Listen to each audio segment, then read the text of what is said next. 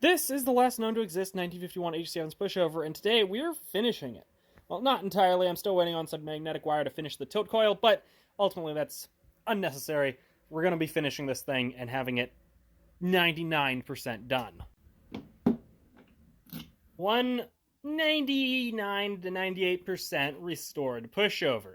Not counting the side that we left original for originality's sake. Now, there's still some small things we need to do. I need to get a second matching lock for this, or to get two matching locks. I don't have a matching lock. That was just some random one I had, so we can close that properly. We also need to get that tilt coil in, but once I get the stuff to do that, I'll make a video on rewinding that. That'll be fun. We have it. The last known to exist 1951 HC Evans pushover is now fully functional, except for that tilt coil.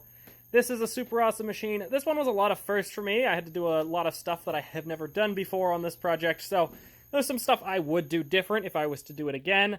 It was the first time I've ever done this kind of stencil stuff. I bought a vinyl cutter specifically for this machine, and I didn't do the best job. If you look really closely, some of that stuff doesn't look great, but you also got to remember this stuff would have been done with 1950s technology, so I probably did it better than they did anyway, because they probably just threw this together in a factory very quickly using just normal stencils, so their stencils probably weren't much better than mine. It'll be staying in my private collection for at least quite a long time because, well, ultimately, I'm not going to get the money out of it that I personally would think it's worth.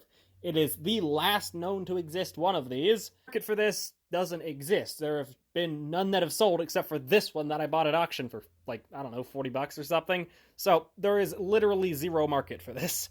Now, I actually have somewhat of an idea of where this may have come from. I've had two separate people, months apart from each other, say that they remember playing a very similar-looking machine at Williams Grove Amusement Park here in Pennsylvania. That park closed down in 2005. I imagine this was probably taken out of service well before that and just put in someone's barn or a storage shed, and that's why it had all of that damage. But it's a very real possibility. I'm in Pennsylvania. This thing was bought at an arcade auction in Maryland. There's a very real possibility that this thing came out of Williams Grove Amusement Park. Unfortunately, unable to verify that whatsoever. Haven't seen it in any backgrounds of any photos of the park or anything, but it's a cool idea that this may have been there at one point.